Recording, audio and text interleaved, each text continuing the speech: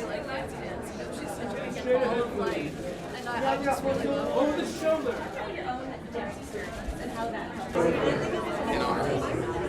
What do you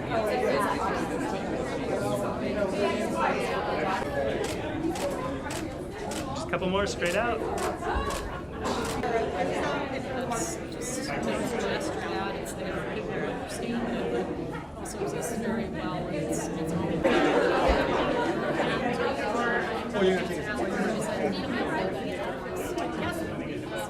so I knew that Jack's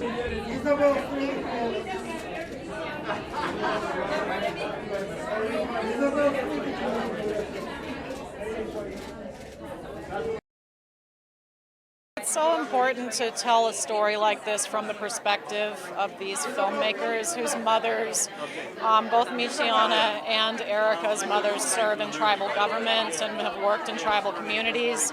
They understand the needs that we have as Indigenous women, especially in the face of epidemics like missing murdered Indigenous people and this ongoing co-epidemic of our kids, of Native kids being taken away from Native families and placed in the foster care system, placed in non-Native families. It's an ongoing, both are tied to an ongoing genocide in different ways.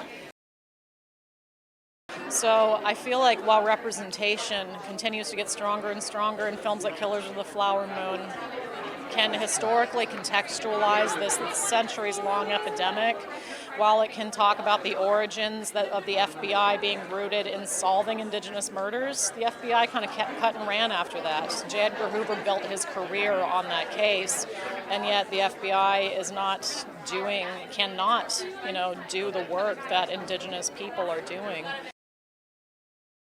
And really, it's not going to get better until those jurisdictional loopholes close, until sovereignty is restored, until Native people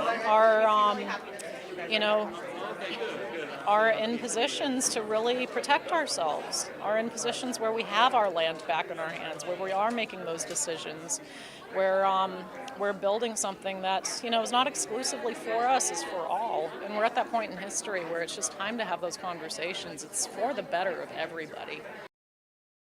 And currently the United States has an epidemic of missing and murdered Indigenous people. As an Indigenous person, I can't go online without without seeing a missing poster, without people looking for someone who is missing.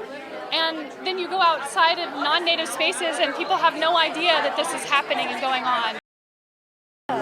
I mean, what fancy dance does so well is that it really tells such a real story. It's a work of fiction, but it really is so true to our communities here in North America, and that representation is so important. I didn't have that growing up. I had a few things here and there, but to get to be a part of that and for, my younger sibling to see it and for all the young Indigenous kids that get to see it, I'm just so grateful and so excited.